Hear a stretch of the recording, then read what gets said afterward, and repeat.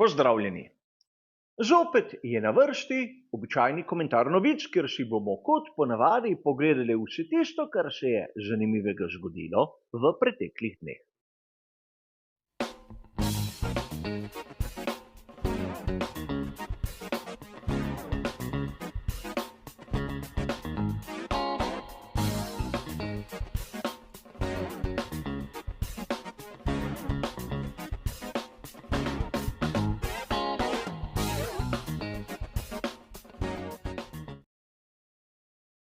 Tudi danes se bomo kot običajno ustavili pri 4 različnih sklopih novic in če vas zanima, kaj piše v člankih, ki jih citiram, imate bližnjice do originalov kot ponavadi navedene v opisu. Mi se bomo pa kar takoj lotili naše prve današnje teme.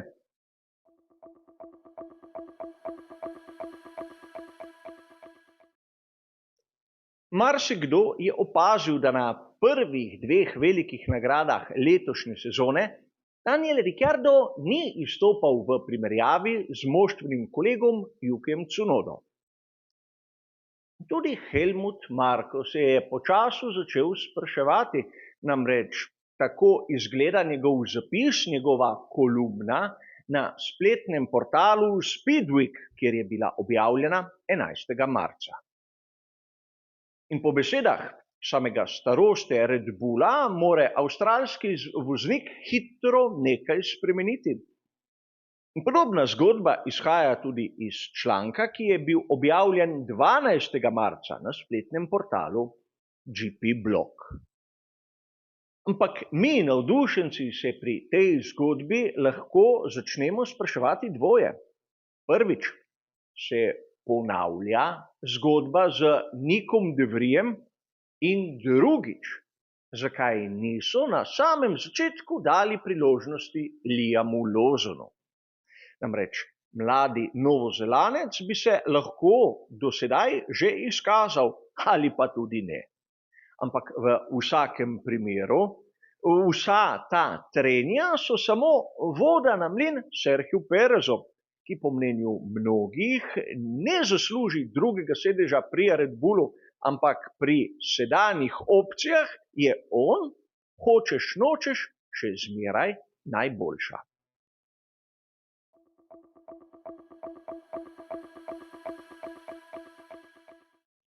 Oli Berman je prijetno presenečenje velike nagrade Savdske Arabije.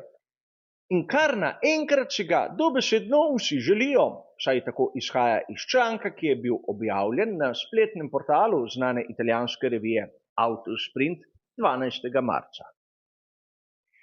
Seveda Komatsu, glavni odgovorni pri ekipi Haas, ne zapira vrat Bermanu, ki je poleg vsega tudi njihov rezervni voznik, če se seveda Magnusenu ali pa Hülkenbergu kaj zgodi.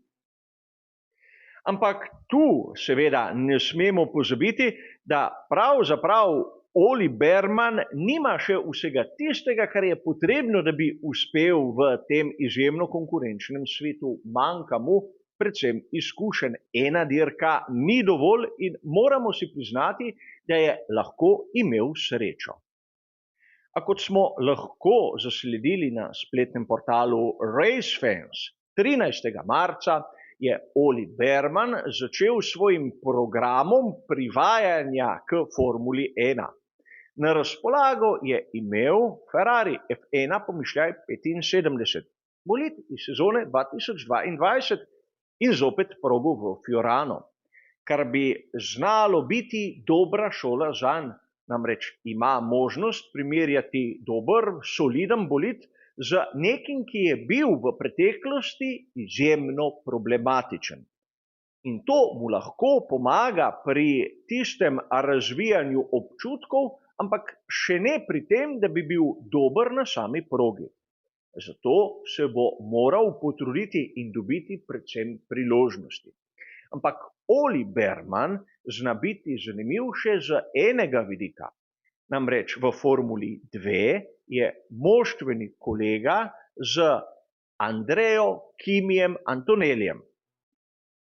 In to pomeni, da Toto Wolff bo imel enkratno primerjavo, ali mladega Italijana poviša po koncu sezone na tisti sedež v tovarniški ekipi Mercedes, ali so bile pa njegove želje enostavno prevelike. Tudi na to moramo misliti mi, ki spremljamo svet motošporta. A pojdimo k našem tretjem današnjem sklopu.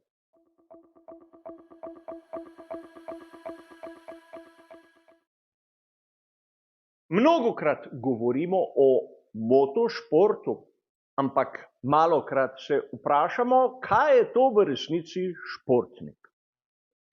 In o tem so spregovorili zopet na spletni strani Race Fans 12. marca z izjavo Roba Smedleja, bivšega inženirja Felipeja Masse, tistega, ki je bil z njim seveda v stalnem kontaktu tudi v že tolikokrat omenjeni sezoni 2008. Seveda, kot vam je dobro znano, Felipe Massa si želi nekako po sodni poti morda tudi obrniti rezultat tistega prvenstva. Ampak Rod Smedlej je lepo povedal, da ima Felipeja Masso rad, da ga podpira, ker je njegov prijatelj, ampak zanj je preteklost, raje se ukvarja s sedanjostjo in predvsem prihodnostjo. Povedal je, da na progi je seveda zmagal Lewis Hamilton. Izjemno lepo bi bilo, če bi to uspelo Felipeju Massi, ampak ni. Dokazal je eno, po mojem osebnem mnenju, izmed bistvenih vrlin športnosti. Namreč sprejeti poraz ni tako enostavno, kot se marsikomu zdi, ampak Rob Smedlej je v tem primeru dal, po mojem videnju, kar dobro lekcijo. Pojdimo še k zadnji današnji temi.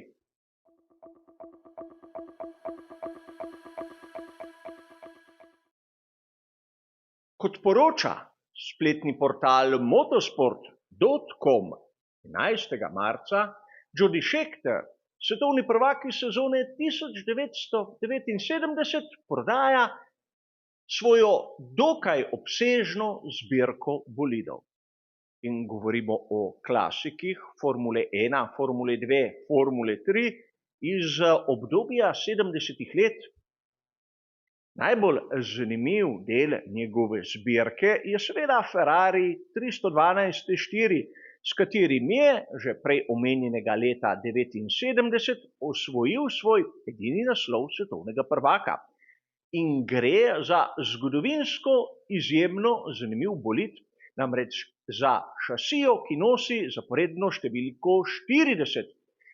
Namreč pri Ferrariju vsi modeli 312 so imeli sukcesivne številke, torej model 312, 312B, 312T, in po seveda tu prisotni literaturi bolid številko 40 je bil tisti, ki ga je imel leta 1979 na razpolago Scheckter in je zmagal v Belgiji, Monaku in tudi v Italiji. Zgodovinsko izjemno pomembna zadeva, ki je nekako ocenjena med 4,5 milijoni ter 5 milijoni funtov. Poleg tega bodo na dražbi še McLaren M19A, McLaren 23, Wolf W1 in replika Tyrrella P34, bolida s 6 kolesi, s katerim je Jody Scheckter na Švedskem dosegel edino zmago. Poleg tega, kot sem vam še omenil, kar lepa množica bolidov tudi iz nižjih kategorij in ocenjena vrednost vsega skupaj je tam okrog 12 milijonov funtov. Kar konec koncev, če smo malce tako prijazni, je ogromna vsota, ampak niti ne tako velika za tiste, ki se lahko to privoščijo. In upam, da ti bolidi, ki so spisali pomembne strani zgodovine, bodo prišli v prave roke in da jih bomo na progi videli tudi mi. A kot običajno prišli smo do konca tudi današnjega komentarja novic. Hvala za vašo pozornost in nasvidenje.